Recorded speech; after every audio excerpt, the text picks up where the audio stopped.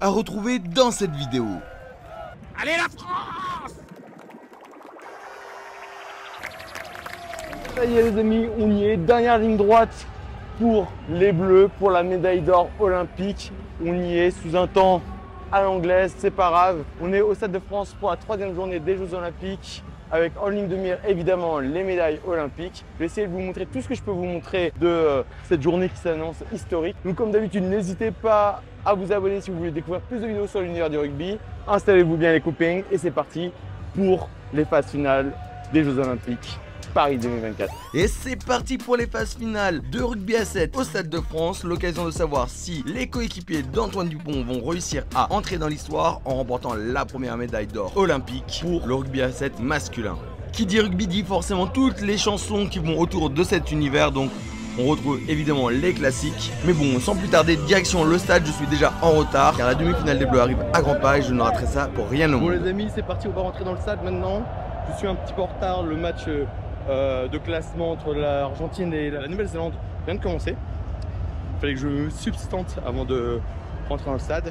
Maintenant, direction les matchs. Le fun fact à titre d'information, c'est que j'ai galéré à avoir des places. J'en ai trouvé vraiment à la dernière minute sur la billetterie officielle, mais c'était des places à visibilité réduite plus. Mais le bon point, c'est que par hasard, je tombe sur des potes à moi qui disposent des places à accès pour les handicapés. Et j'ai donc pu passer la journée avec eux. J'arrive donc pour le match entre l'Argentine et la Nouvelle-Zélande, match de classement, et l'ambiance est déjà au rendez-vous. Je suis forcément du côté de la Nouvelle-Zélande. On va dire cette bonne guerre.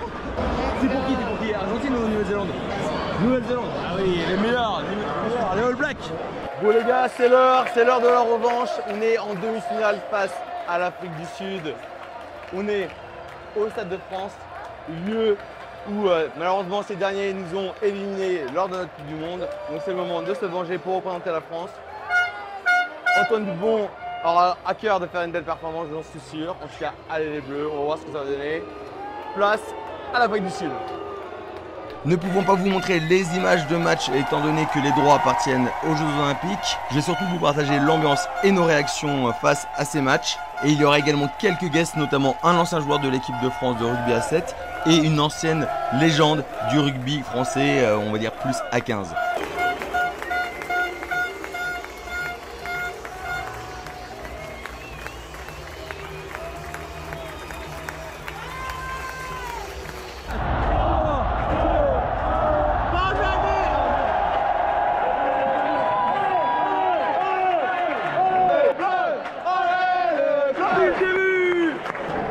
Comme j'ai pu le préciser, l'ambiance était vraiment incroyable dans le stade. Tout le monde chantait et soutenait les Bleus lors de cette compétition.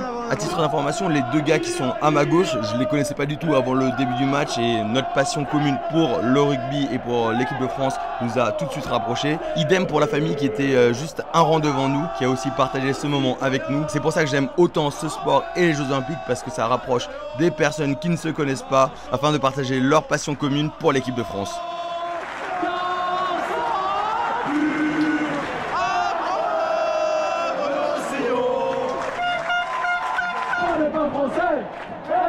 Qui ne saute pas n'est pas français.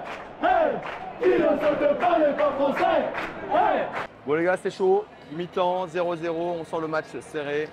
Lucas, les Bleus, encore moyen de pouvoir gagner. Ça va être Après une première mi-temps un petit peu mitigée, c'est malheureusement les Sud-Africains qui ouvrent le score. Mais heureusement, très vite rattrapé par nos Français, par un magnifique essai de Ryan Rebadge.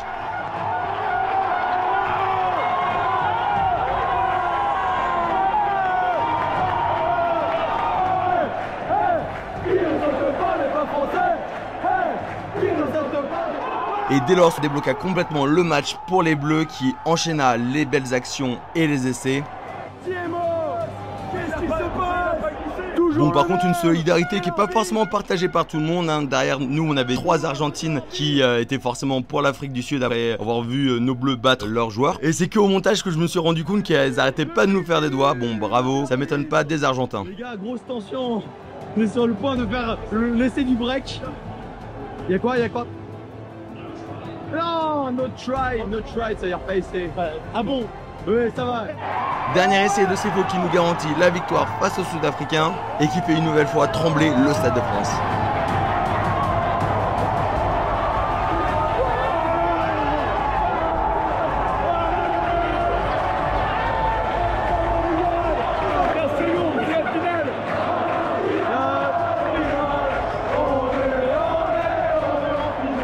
Maintenant qu'on est qualifié en finale, on a un petit temps d'attente avant le match fatidique. Et j'ai eu l'occasion de croiser quelques joueurs, dont ça tombe bien quelqu'un qui se connaît très bien en rugby à 7. Dehors l'Afrique du Sud, dehors! On est vengé, on est vengé. Bon les amis, j'ai la chance d'être avec une légende du rugby à 7, un des cadres de notre belle équipe de rugby à 7. Qu'est-ce que ça représente pour le rugby à 7 et les Jeux Olympiques? C'est le summum et c'est ce qu'on peut attendre de mieux dans le sport dans le monde entier. Tout le monde en parle, tout le monde sait ce que veulent dire les anneaux olympiques, les valeurs qui sont associées. Donc ça représente énormément, ça représente un gros coup aussi de flash sur ce sport qui mérite vraiment à être encore davantage sur le devant. Donc voilà, ça représente énormément d'un point de vue sportif, énormément d'un point de vue médiatique. C'est l'apothéose pour un sportif. On sait que le rugby à 15 est beaucoup exposé en France. Qu'est-ce que tu pourrais dire à quelqu'un, enfin pour le motiver aussi de s'intéresser au rugby à 7, parce qu'en vrai ça gagne à être connu quand même ce sport. Ouais, ça gagne à être connu. Pour moi c'est un spectacle qui se vit sur le terrain mais aussi en dehors. Sur le terrain parce qu'on est 2 fois moins de joueurs, donc il y a 2 fois plus d'espace. Et donc vous verrez à chaque fois pendant 14 minutes un spectacle, mais d'une énorme intensité. Et dans les tribunes, puisque les tournois durent toute la journée. Et donc parfois on est sur son siège, parfois on est en dehors. Et en dehors on fait souvent la fête. Donc c'est une manière de vivre un tournoi et du sport qui est inouïe, parce que ça se fait sur 2 jours, 3 jours pleins. Et ça c'est unique. Et à côté de ça, on entend encore les gens qui crient, le match qui a lieu. Donc voilà, on peut s'en échapper si on le souhaite pour profiter. Pour le coup, pour les Jeux Olympiques, on voit pas beaucoup de déguisements, mais habituellement tout le monde vient déguisé, c'est les copains, on profite. C'est vraiment ça le rugby à 7. Et c'est vraiment un condensé, je trouve, de tout ce qui est bien dans le rugby à 15, dans un sport où tout est condensé en 14 minutes. Franchement, c'est un régal. Pour le cœur, c'est pas forcément le meilleur. Donc si vous avez des pacemakers, évitez de regarder ça. Mais, bon, en tout cas, merci Jonathan, c'est un plaisir d'être là et on se croise pour fêter le titre olympique, j'espère. Allez. Même si l'ambiance n'est pas aussi folle que lors des étapes des World Series où tout le monde essaie de venir déguisé, l'ambiance était quand même au rendez-vous car la journée est longue, il faut s'occuper entre les matchs. Et moi, je vous propose de retrouver une légende du rugby qui va aussi nous parler de rugby à 7.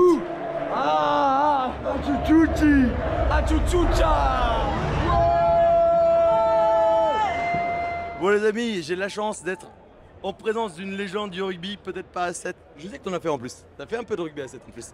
Bien sûr, j'ai fait du rugby à 7. Je sais. Bon, j'ai pas envie de m'embrouiller avec toi. Mais une légende, on le connaît surtout aussi en rugby à 15, monsieur Serge Betsen, rien que ça. Je voulais juste savoir un petit peu qu'est-ce que ça représente pour le rugby, les Jeux Olympiques. C'est énorme, voir le Stade de France rempli, 3 journées de compétition, c'est monstrueux. C'est un demi-million de personnes qui sont venues voir du rugby. Ouais. C'est juste magnifique. C'est pour ça que j'adore le Sevens et de voir grandir ce sport dans le cadre olympique, c'est magnifique. Et qu'est-ce que tu pourrais dire, parce qu'il y a beaucoup de gens qui s'intéressent au rugby à 15, mais pas beaucoup qui s'intéressent au rugby à 7. En fait, c'est un sport, je trouve, un peu sous-coté. Qu'est-ce que tu pourrais dire aux gens qui s'intéressent un petit peu plus à ce sport?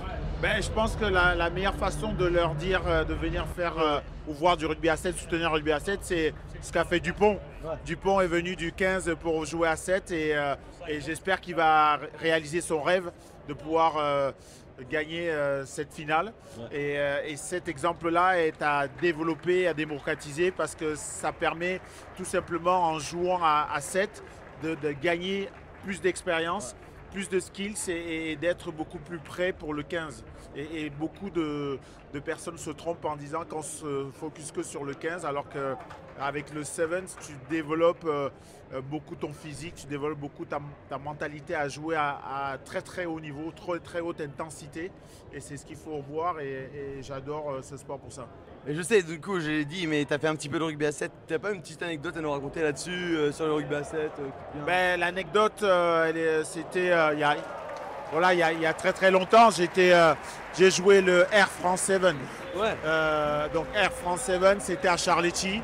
Et il y a une année où j'ai joué, mais Jonah Lomu est venu rendre visite.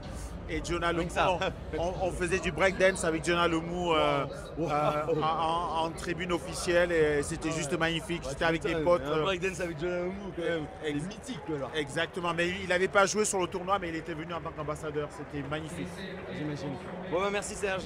Merci. On espère qu'on va gagner la médaille d'or. Allez les Bleus. Allez la France! Allez! Pendant que les autres équipes finissent leur compétition avec les matchs de classement, on se prépare petit à petit au match qu'on attend tous, la grande finale. Bon c'est bon les amis, on y est enfin. Je sais pas si vous m'entendez bien, mais c'est l'heure de la grande finale olympique entre la France et les Fidji. On est vraiment juste à côté pour vivre ça. J'espère vraiment que les Bleus vont réussir à remporter la médaille d'or. En tout cas, c'est au moins une médaille assurée. J'espère vraiment que ce sera du plus beau des médailles. Et voilà, allez les Bleus. Entrée solennelle de nos Bleus qui savent la pression de ce match. Ils ne sont clairement pas favoris face à des Fidji qui les ont battus il y a à peine 2 jours. Je sens qu'on va assister à un match épique. Maintenant, c'est l'heure du zoom avant de commencer le match. C'est parti.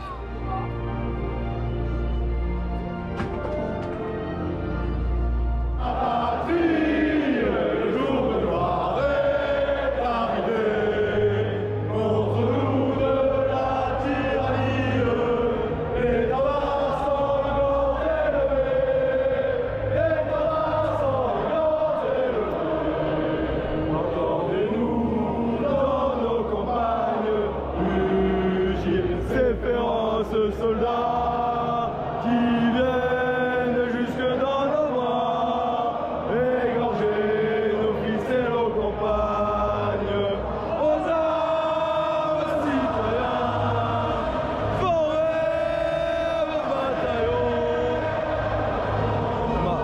marchons, marchons, car nous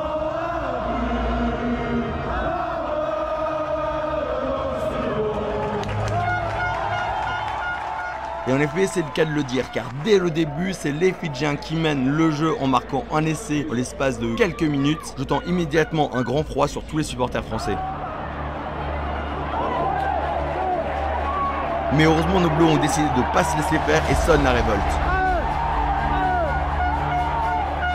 Pas tout seul les gars, le soutien, le soutien. Encore, encore. Et cela par le biais d'un essai de Jefferson Lee Joseph.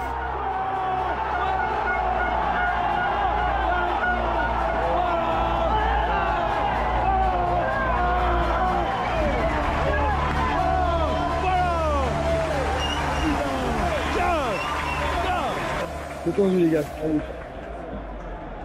7-7 à la mi-temps. Et puis vous connaissez l'histoire, entrée de Dupont qui change tout le match. Ce mec est magique.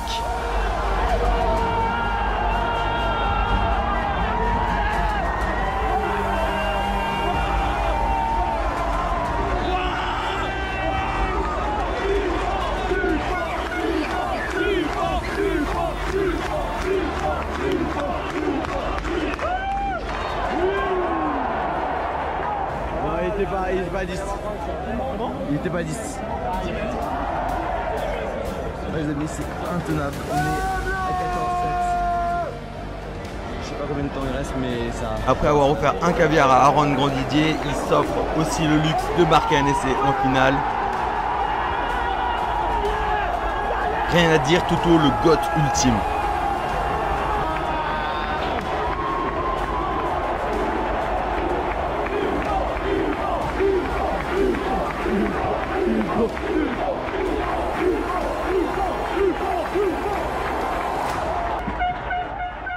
On est à 1 minute, à part une remontada exceptionnelle, je vois pas ce qui nous empêche de gagner la médaille d'or.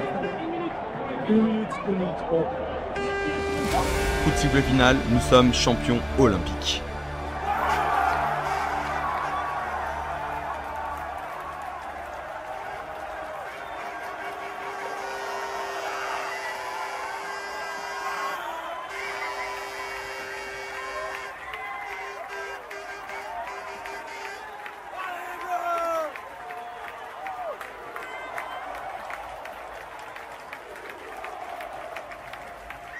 C'est incroyable les gars. Ouais, les amis, si vous m'entendez, en tout cas, on l'a fait enfin, on a lavé l'affront, on est champion les gars, putain. On a perdu Antoine Dupont pendant une année. Pour ça, voilà, ça valait le coup. Merci les gars pour nous avoir fait vivre ça. Première médaille olympique, enfin première médaille d'or olympique des Bleus. C'est le rugby, le plus beau sport du monde. Allez les Bleus. Meilleur sportif de l'histoire devant Zizou Dupont. Il aurait dû allumer la basque olympique. Bravo les Bleus. Merci pour cette émotion. On va essayer de capter les joueurs, mais bon, je vous promets rien.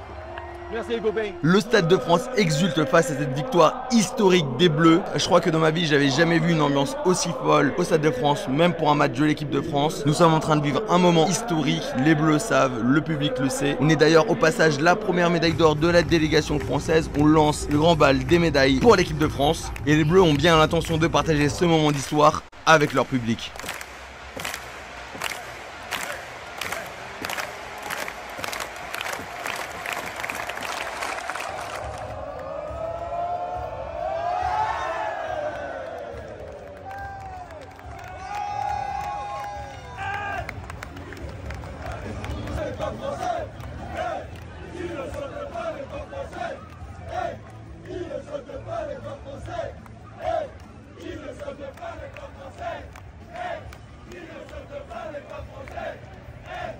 Place maintenant au moment que tout le monde attend, la cérémonie des médailles, couronnant le parcours de nos joueurs de l'équipe de France de rugby à 7.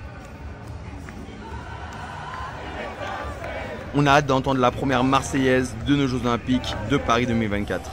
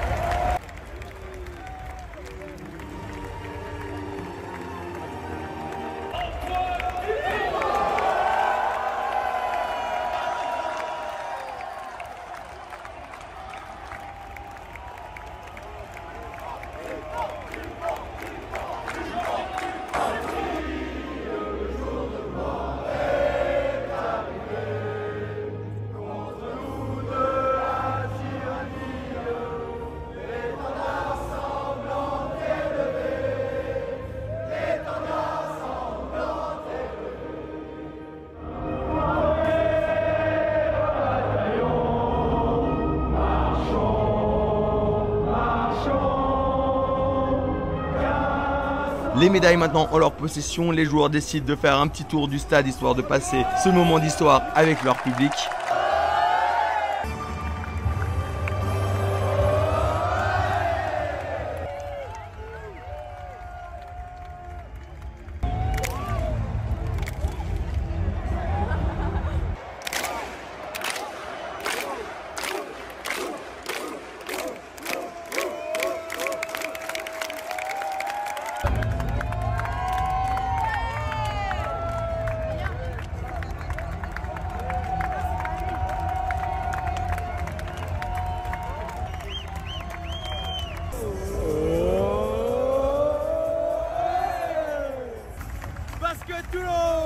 Et c'est là où je vais avoir l'occasion d'en voir une de près. Donc au passage, un grand merci à Variant Pasquier qui est venu me voir à la fin du match. Je te dis quoi? Ce que tu veux? Je sais pas, hein, on se régale. Pour nous c'est normal. Ah, je rigole. Ah, c'est un rêve qui devient réalité, c'est incroyable.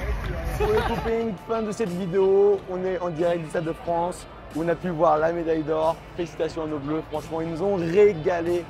Ça fait plaisir d'enfin atteindre nos objectifs. Merci à Variant d'être passé et de m'avoir fait toucher la médaille d'or. J'ai touché la médaille d'or. En tout cas, n'hésitez pas à vous abonner si vous voulez découvrir plus d'histoires sur l'univers du rugby. Moi, je vous dis à très vite les copains et allez les Bleus. Et qui dit rugby dit forcément troisième mi-temps et vous imaginez bien que cette dernière a été épique. Je peux pas vous montrer toutes les images, vous l'imaginez déjà à ma voix cassée. Je vous laisse sur ces quelques images qui vous donnent un aperçu de la fête qu'on a vécue.